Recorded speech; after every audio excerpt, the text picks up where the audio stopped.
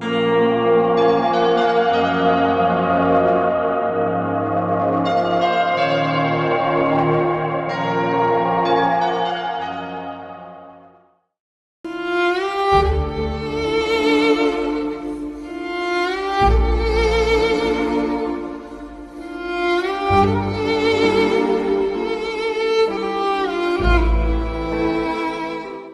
pertanyaan bagus ya. Di zaman Nabi Sulaiman ada sosok yang menarik, misterius. Ya, ketika Nabi Sulaiman buat sayembara, siapakah di antara tentara-tentara Sulaiman? Nabi Sulaiman itu tentaranya ada jin, ada manusia. Ngeri Pak. Tentaranya nggak hanya manusia, juga ada jin. Dan jinnya disuruh kerja. Datanglah jin Ifrit. Jin Ifrit ini salah satu jin terkuat di antara klan-klan jin. Ya, ini kan dulu tempat sarangnya jin ini Pak. Sekarang tempat kita tinggal. Jadi kalau ada yang indigo dikit atau kasyaf, terus ngelihat di rumahnya, ya mohon dimaklumi. Ya, wajar, pun itu kali di situ tuh. Orang kampung sini tanya aja Pak. Dulu bagian jembatan di situ, sarangnya dia dulu. Karena biasanya mereka senang di tempat-tempat yang sepi. Bahkan sampai hari ini mereka tinggal di rumah-rumah kita. Kalau mereka Muslim ya, kalau mereka Muslim tinggal di rumah-rumah kita dan makan dari bekas-bekas kita. Ya. Buatlah sayembara beliau. Datanglah kemudian jin. Apa kata jin Ifrit? Dari kamu berdiri ke duduk itu berarti sehari semalam, sehari. Jadi Sayyidina Sulaiman ini kalau mengawasi orang kerja itu beliau duduk diri gitu ya, pakai tongkatnya. Maka tongkat Nabi Sulaiman ini jadi legenda. Karena kalau tongkatnya masih dia pegang, jin lihat, oh masih hidup nih Sulaiman nih. kerja terus. Walhasil Nabi Sulaiman mempertimbangkan. Tapi kelamaan juga tuh. Nabi Sulaiman pengen yang lebih sakti dari itu. Apakah Nabi Sulaiman tidak sanggup? Beliau sanggup dengan izin Allah. Tapi enggak pantas seorang raja, seorang nabi plus raja ngurusin pemindahan. Itu kontraktor Pak. Ya. Ini juga bisa jawaban kepada semua kita ketika membaca situs-situs bersejarah. Kok ada benda, belum ada alat, tapi bisa pindah ke suatu tempat yang tinggi. Seperti di Borobudur, juga ada di Libanon itu kayak ini namanya apa Pak?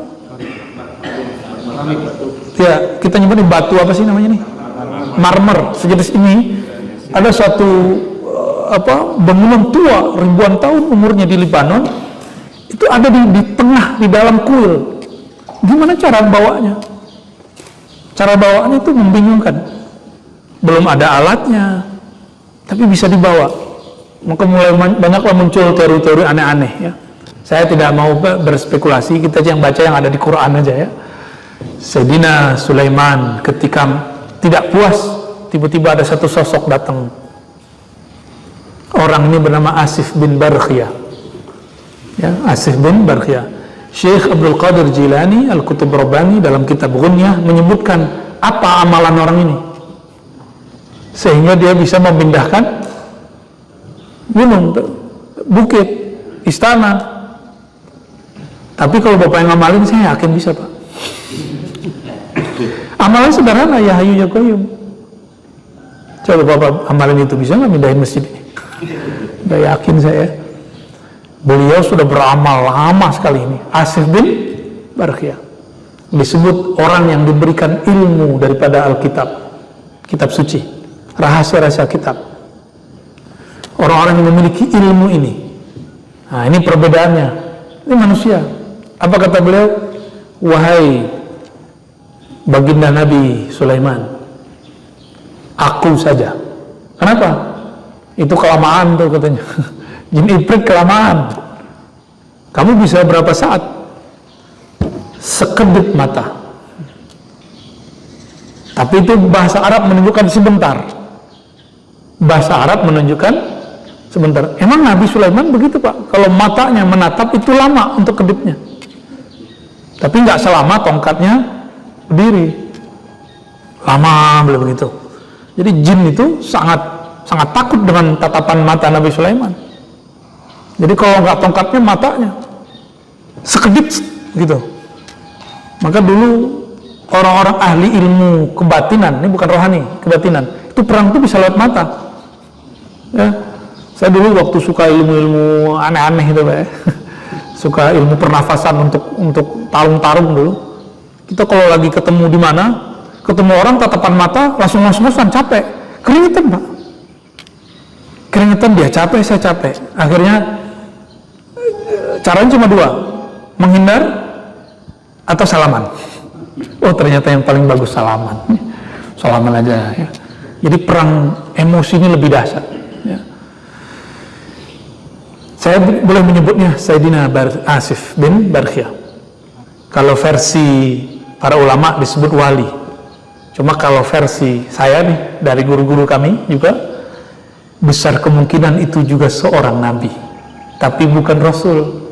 Karena nabi itu 124.000.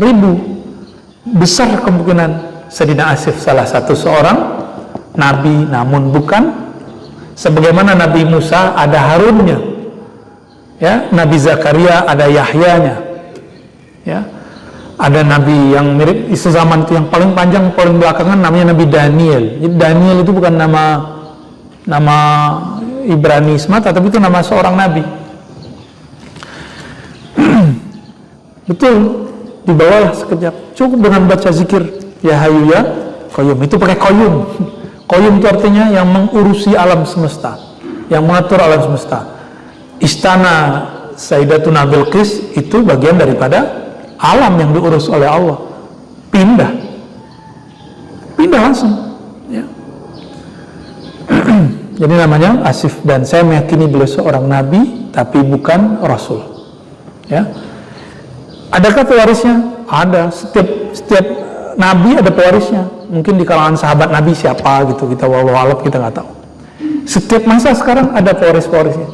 Jadi setiap ulama itu, Bapak, 124.000, maka ulama yang wali Allah setiap masa juga nggak kurang dari 124.000. Ada yang mewarisi ilmu Nabi Adam, ilmu Nabi Nuh, ilmu Asif, ya, ilmu Nabi Harun. Nah, itu pasti ada terus sampai sekarang.